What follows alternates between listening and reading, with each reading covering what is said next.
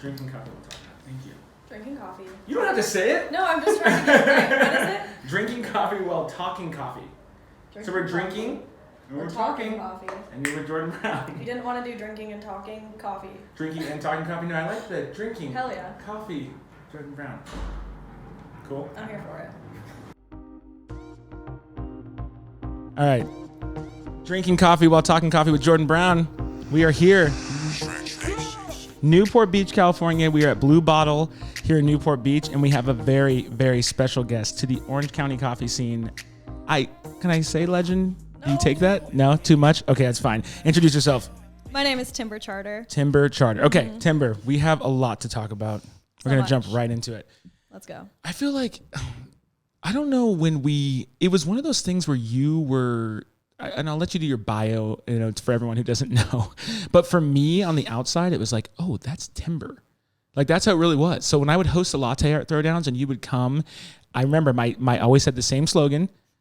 Whenever you would win, I would say, it's going down, Timber, if they picked your thing, right? So it's like, because the thing is like 1, 2, 3, point, and they would point to which one went, and I'm like, it's going down, Timber, advancing to the next round. I would always say that. It's so corny, but I didn't really ever know you. And I remember when you left coffee, and the thing is, everybody, you've been around a lot of people, you've left it, you've come back into it, it's always pulling you back, you've opened up shops, I think you've closed a couple shops. How long have you been doing this? I've never asked you any of these questions. Dude, it's been a decade.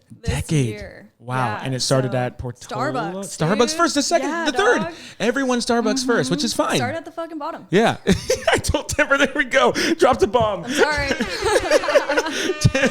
I told Timber in the beginning. Timber probably, I tell everyone this, but Timber's the one I was worried about.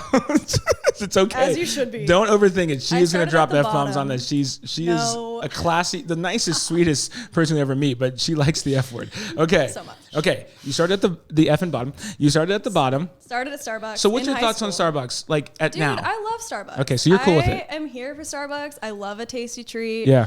Like I definitely hit them up on my day off. I'm not going to lie. Oh, that's cool. I have the app. Yeah. But like, it's just a sweet treat. Yeah. And I think that's important. And I think it's like good to see what's going on in like chain coffee world. Yeah. Too. It is interesting. And my God, all the time. Marketing and stuff too. You're like, that's what, we just had OC Coffee Culture on in one of our previous episodes. And she said the same thing. She's like, their marketing is what got her interested in like marketing for coffee, which is crazy. And like also I'm always curious of like all the new flavors and stuff they're rolling out too. And like, which does affect our industry. How they're going to like disrespect macchiatos further. But it is funny. Do you feel like a carryover whenever they launch something, then you'll have people coming in asking, I mean, you're at a very interesting shop that might not see that clientele as much, but I feel like in your past, have you seen crossovers with that? For sure. Yeah. Yeah, absolutely. So Starbucks, how long were you at Starbucks?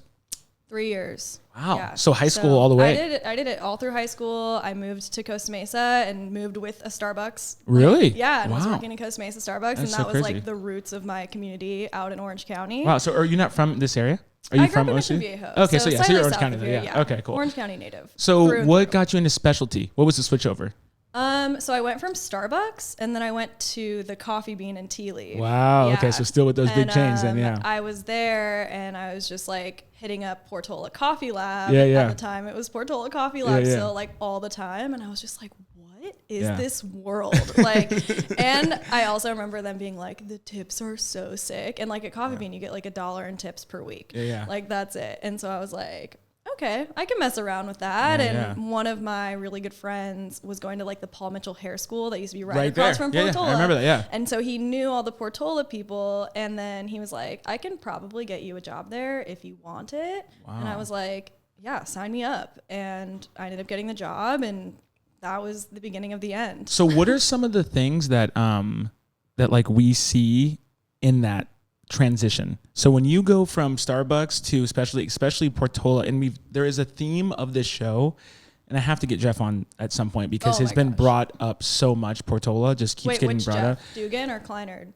Owner. Okay. Cool. Yeah. Dugan, yeah. Mm-hmm. Because there is this, and we'll get into it a little bit more, but walking into that, and then Portola, people don't know, in my opinion, the flag for specialty coffee in Orange County, specifically Costa Mesa, Portola was the flag started for that. It all. Yeah. For you, was it welcoming? Were you scared? Like, I mean, was it so different to like, don't learn? I don't know. What was their culture from a Starbucks? I was so intimidated. Yeah, I'm sure. Oh my gosh. I mean, Starbucks and Coffee Bean, it's like corporate chains. They they know how to teach anyone how to do what they do. Yeah. And like, that is why it's so beautiful in so many ways. And then like going to somewhere like Portola, everything's obviously a lot more nuanced. I learned about how dynamic like coffee could be, but it was definitely still like 2015, like mustachio man coffee culture. And I was like one of the very few women that were I was going to talk about that in the company. This is really interesting. We had Bonnie from Vacancy on, and I was talking to her about when I first got into coffee about 6-7 years ago now, there was this big thing where it was like at Throwdowns, it was all men.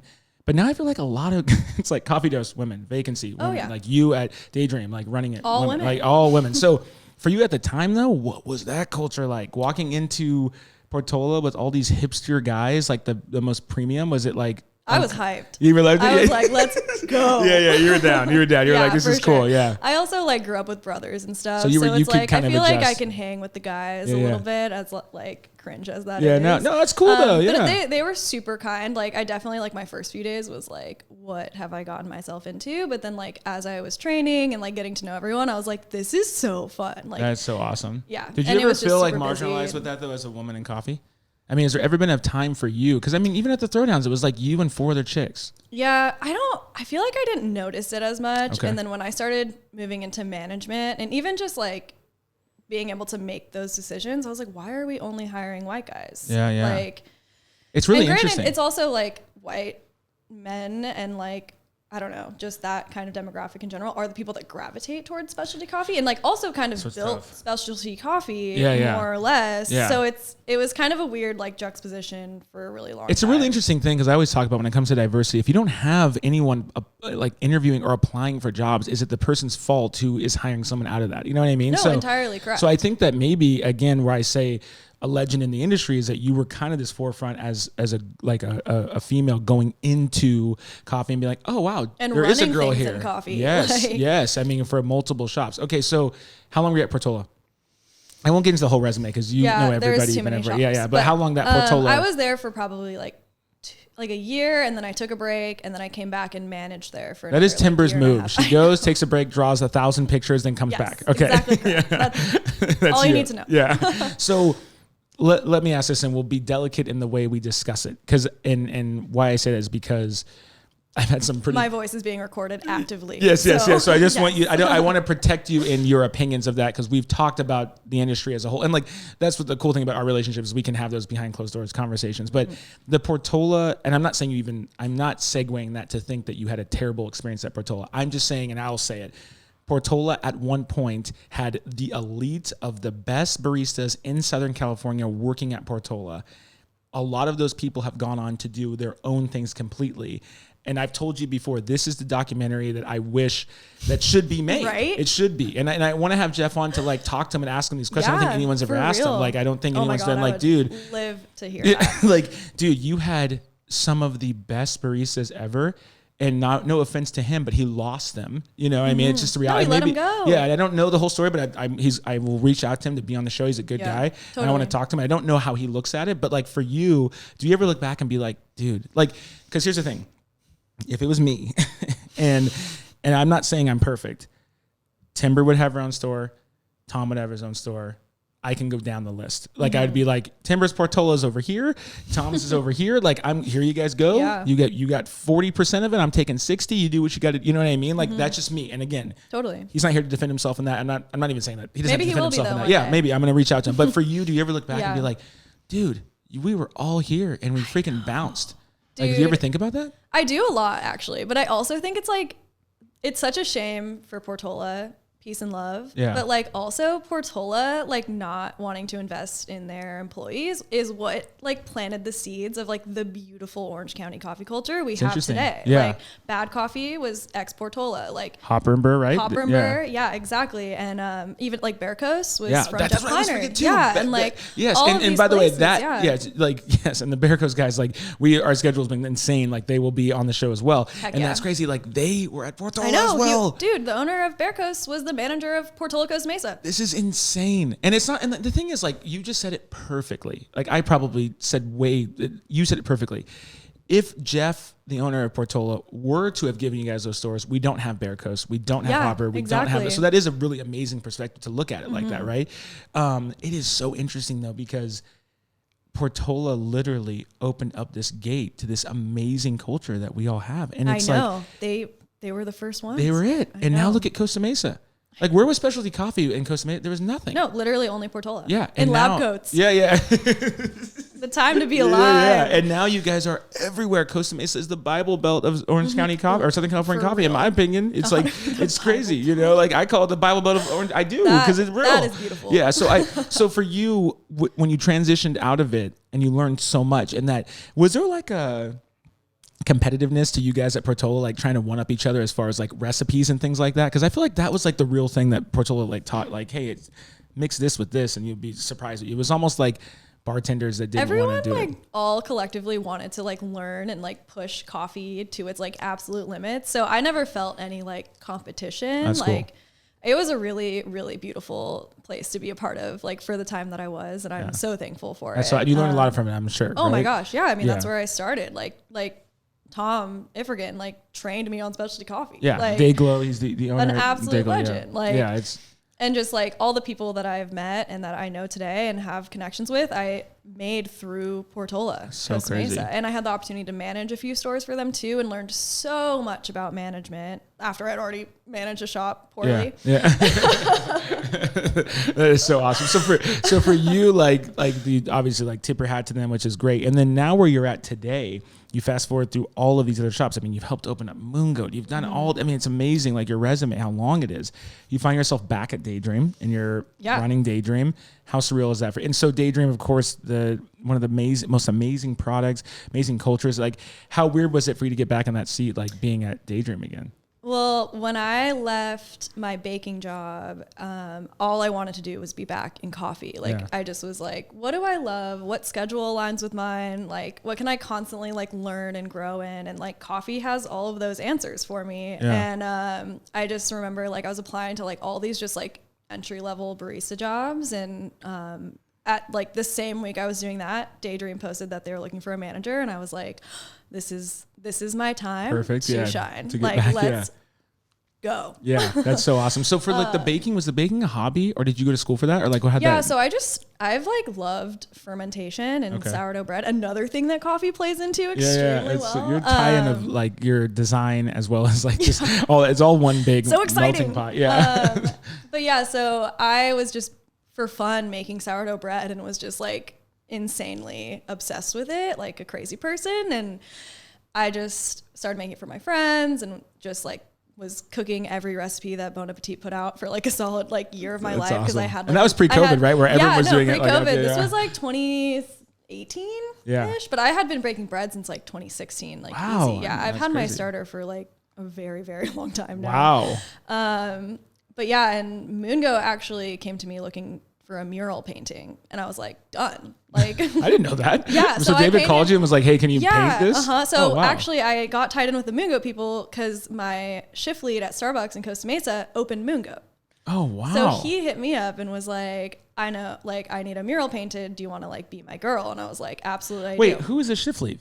This was Martin. Okay, so it's not David. David, no. He didn't work at Starbucks. I met David after, but David also ran a Starbucks. Oh, I didn't know that. It's so funny. Dude, I've been David on his podcast. Was like a district manager, I think. Wow. For Yeah, like he's the real really deal as far as just his mindset and everything. He's in the show too, which is great. So you go to Moon Goat, you paint the thing, and then you see this amazing kitchen there, and you're like, not exactly. Basically, I designed up this mural, and I'm like showing it to them, and they're like, hey, we have another proposition for you.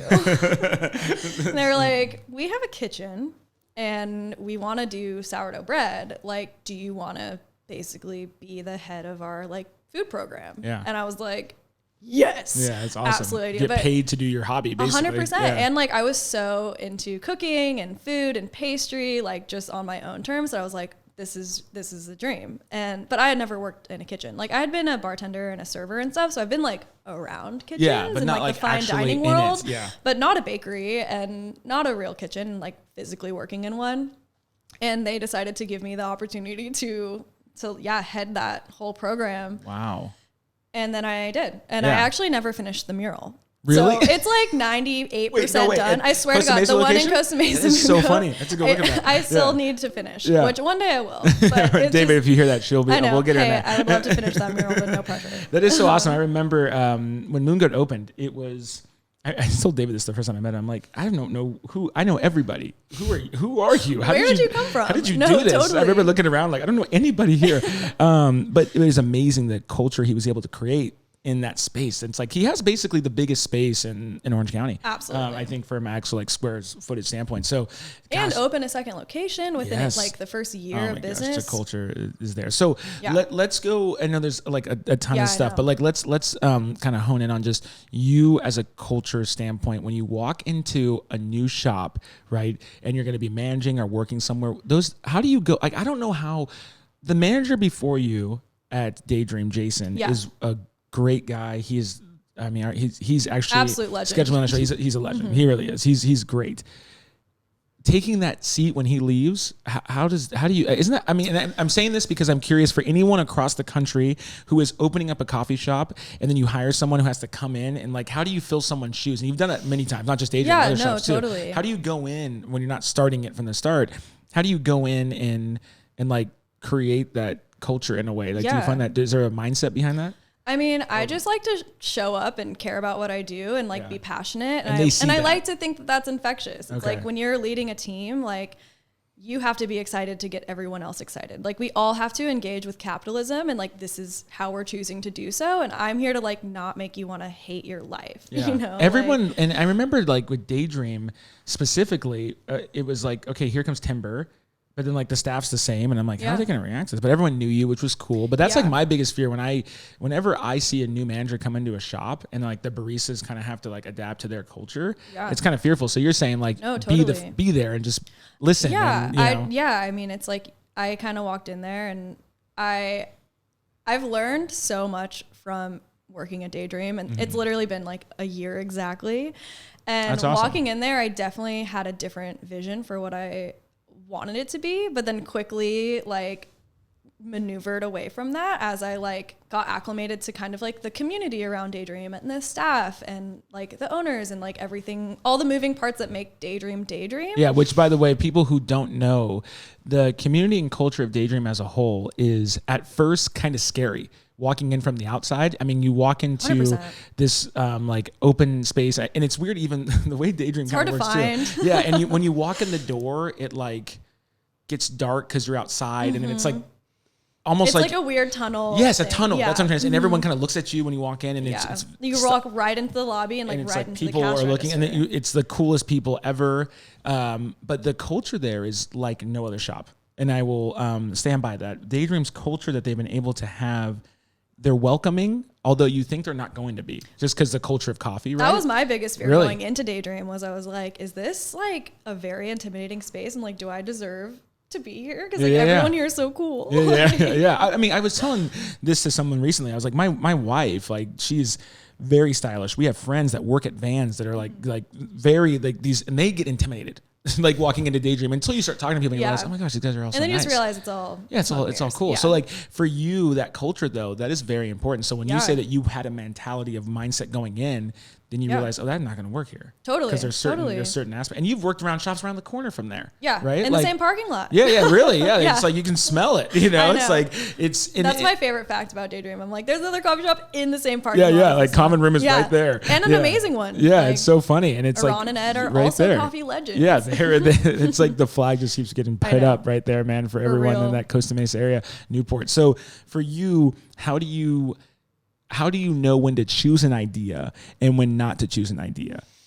You know, I know that's kind of a loaded question, but we've talked so here's a perfect example. Yeah. We have a new product called Tash, the pistachio milk, right? Yes. I'm in there, staff loves it.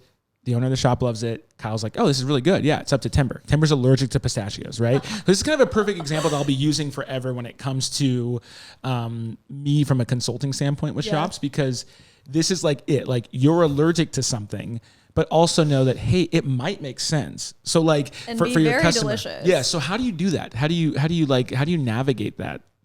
I mean, as far as like things on the menu, I always trust my palate more than anyone else's. Okay, that's good. And I feel like if this is like my one job, it's to make sure things taste good and that they are able to go on the menu. But and everyone has differing opinions, especially with coffee and flavors. Like things taste different to everyone. And with COVID, like people's taste buds are all messed up. Like, I trust no one. Yeah. They're like, we can't taste right. You know, some people just still can't taste, you know? Yeah, it's so true. When you looked at it, like starting in Starbucks, did you ever imagine you'd be in it? Like a decade? My God, no. Starbucks was like a fluke that ended up changing my whole life. That's so awesome. The Starbucks connection between everyone is so funny. For real. It's like a don't ask, don't tell thing where we don't want to talk about it, but proud we're all of it. connected. I love it. That's Dude, so cool. Starbucks set me up to be successful, I think, in every shop that I've walked into. That is so They awesome. are so tough with standards, and especially cleaning standards. Like Starbucks has like their own health department essentially. Wow, and like it's a- so like a much crew gnarlier than who the will come in real and do health checks. department. Yeah. You know, it's really funny but about I was that. in charge of that. And Oh, I really? loved it. Oh, yeah. my 'Cause God. you like that neatness. Yeah.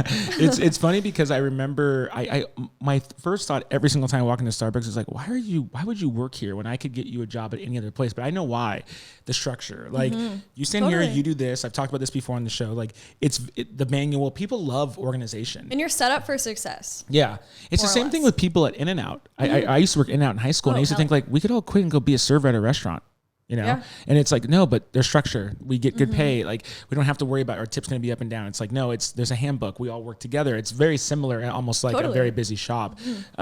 So now you see yourself, you're at Daydream and you know everybody and kind of see what are some like, with you guys waving the banner of this very special team mentality, do you feel like that attracts people? And I'm not saying the majority of, I mean, like some of the best customers ever come from Daydream because they're very humble, but do you sometimes, what do you do with those difficult customers? Because I know like, because you guys are the flag, right? So if you go to like, well, everyone has difficult customers, but if you go somewhere else where some people are like, hey, we're going to be like lighthearted in the way we're presenting specialty coffee. Yeah. Like Jenny from Coffee Dose will clearly be like, oh no, we're a lighthearted way, but we're also Yeah. educating people. You guys aren't. It's like, no, this is very limited menu. Your staff obviously will walk you through it, but how do you navigate that? Actually, Like a I've been difficult working customer. on, like we just expanded our menu like cool. a I didn't know lot. that. Yeah. So it's a lot less, would like to think like intimidating to walk in. Like it's not just like espresso, macchiato, Americano. yeah. Like there's like descriptions for things. And I feel like the culture of Daydream has shifted in a lot of ways where like we can serve like a specialty coffee customer and Okay. then also like a Newport Beach mom, the same vanilla latte, and it's going to be the best one on the block. That's you awesome. know? And I think I'm really trying to like lift that veil of like the insecurity people feel at the register because Yeah. it's like, oh, am I like not cool enough to be here? Or am I not into coffee enough to be here? Like we have something for everyone, Yeah, and like yeah. we're all really nice. I promise. Yeah. No, you, know? Like, honestly, yeah. you guys are. I understand the fear when I've had people literally No, pull me I aside and understand say the like, fear I'm too, terrified of like- Daydream. And it's like, yeah, but if you walk up and you're like, I don't know where the menu is. I don't know what to do. It's like, you can just ask Like them. we put a menu on the window now. So Oh, you don't even look have to, at like, that. Yeah, but Okay, it's like but cool. it's little things like that alleviate that like social anxiety almost that Yeah. like I can totally feel and relate to, like either like before I worked there going into Daydream or any other shop that you've never Yeah. been in before. You Yeah, know, that's like awesome. set So people for- up for success. So give me a story of like a crazy customer that you've had to deal with. I mean, because you're the manager, right? So it's like, Yeah. let me speak to your manager. It's like, oh, Timber. And I see you as this very like docile, very sweet person that I feel like, you know, but I know also that you could drop it down if you needed to, right? In the sense of being very stern. People and- don't mess with yeah, me yeah. usually. So like, what does that look like though? Like, give me a story of like a customer that you come in and how you've been able to deal with it. I don't know if it's Honestly, been a I Daydream haven't or not. had any Karens or anything Really? like that. One thing that specialty coffee is known for is like telling people no and Yeah. that they're ordering it wrong. And I hate that. Yeah, Like yeah, I yeah. hate that so much. Like when like I literally just put a caramel macchiato on Daydream's menu because Whoa. I want to troll everyone. That's big. You're And- making those? But it's a traditional macchiato with house-made caramel that I Okay, made. so it's a That's little bit elevated. So Yeah, yeah. yummy. No, it's for sure elevated, yeah, but there's yeah. still a caramel macchiato like That's pretty on the epic. menu, and it's Wow. like let's talk about it. Yeah. Like, and What did the staff obviously- say when you did that? Oh, they thought it was so They're in, funny. they're in Yeah, on it, no, yeah. we're all here for it. That's so Like, cool. it's not like, especially coffee is so serious, but it's also just coffee. Like, we're having a great time and like, we're professionals and we're extracting coffee the best way we know how, but it's like, it's just fun. Yeah, I like, like we're just, that. it's a tasty treat. We're getting caffeinated. We're bouncing off the walls. Like, we're Yeah, hanging yeah. out. That's so awesome. If that perspective you have is amazing, and that's why you've had so much success, it's very obvious because it's like, why so serious? You're right. For real. It's like such a, it's that And mentality. I don't like, part of me totally understands because it does take a lot of seriousness to extract specialty coffee well and consistently every single time, for sure. Yeah. And it's not that we don't do that, but I think there's just a line that you can draw. And like, I'm just not going to sweat making someone what they want to drink, you Yeah, know, like yeah. on the bar. That's Like, amazing. No, it's a great perspective. And I think it also opens up a lot of doors, a lot of conversation for people who want to be educated in it, you know? Yeah. Like let someone order their drink and then be like, hey, heads up, if you want to try this next time, it might be more in line. There you go. Or I don't know. That's pretty cool though. though. No, I think that's great. So for you, what do you think long-term for you? What are you thinking? I know like you have a lot of gifts, you know what I mean? Like from an art standpoint. A lot of irons in the fire. Yeah. So I mean, like, do you have you ever thought about like what your goal is in this industry? Maybe not this industry, or just in general. Yeah. I have fallen in love with Daydream and like working for Daydream. Yeah, I can tell in ways that I like was not anticipating or expecting. Cause like you never know what you're walking into starting a new job, but the owners of Daydream, Kyle and Becca, are absolutely some of like the best people I've ever worked for. Genuinely great people. Absolutely. Like angels. Yeah. And I would love to be at Daydream for at least another 3 years. Yeah. I feel like when I go into my 30s, I'll like reevaluate my life because I would love to pursue like being a tattoo artist or mural artist or just like getting into fine art painting or something. And I actually just got an art studio like around the corner from Daydream. Oh, really? No, yeah. And actually another one of the girls that works at Daydream Brooklyn is also in that art studio. Brooklyn, good friend. Yes, she's awesome. The best. So that's so cool. I didn't know that. Yeah. Like it's just somewhere like I just can see myself definitely hanging out and like working with Daydream. Like, so you're kind of in that right now. Yeah. I feel like it's definitely like the lines have drawn you. Like you're here. Like 100%. This is gonna be your area for a bit. And like Daydream has given me like the ability to actually have like healthy work-life boundaries for the first time ever in my life. Yeah. So it's like you did work like 25 days straight a couple of weeks ago, but just because of COVID. but it wasn't like like a different conversation. Kyle and Becca definitely like. And that's what's so cool. Well, they trust me to do my job, which I've never worked under people that trust me to do my job. Yeah. And they understand like Kyle surfs every morning. You know what I mean? So it's like he understands like what you need to be successful in that way. And that work-life balance is huge. And I think they kind of like really definitely represent that. You know what I mean? So that's 100%. Cool. So I honestly, as someone who's worked around you for a while, I can tell you're really excited about being at Daydream, which is really cool. It's really encouraging. I hope that it's palpable. Yeah, I feel it. I mean, it obviously sounds like it is too. And then how have you seen stuff with like numbers and stuff is regarding like sales? I mean, I feel like it's going to be a crazy summer for everybody. Oh my gosh. Yeah. Are you seeing like the boost already? We've seen like a steady increase in sales since I've started working there. I'm actually developing like a food program for Daydream. Oh, really? So we can start serving some yummy breakfast. Let's go. Now that I know how to run a kitchen. Yeah. So all that stuff just adds up. Yeah, no, it's cool. And, so that's going to be huge. Like that will be really big. I'm so excited. It's always been kind of the thing missing, right? Like totally. Because with Daydream too, this isn't a drive-by spot. You go there for the coffee. I was actually just saying today, I was like, no one comes to Daydream in a rush. Yeah, no, you know what you're getting yourself into. We're going to hang out. We're going to have like walk around, sit on crates outside. My team should not leave every week, and they do.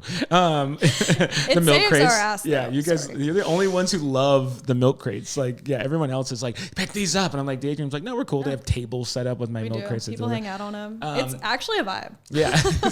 So for you with the food, I know I the one thing kind of missing from the equation, but for you, I feel like Daydream also knows that it's time when it's time, right? Like, and you guys are at that stuff. Yeah, we'll see. I just kind of put everything together, and it's now just kind of like budgeting and planning and like eventually executing. But it's really exciting. I think it's just a really obvious way to grow that side of the business, like even more than it already has. That's so cool.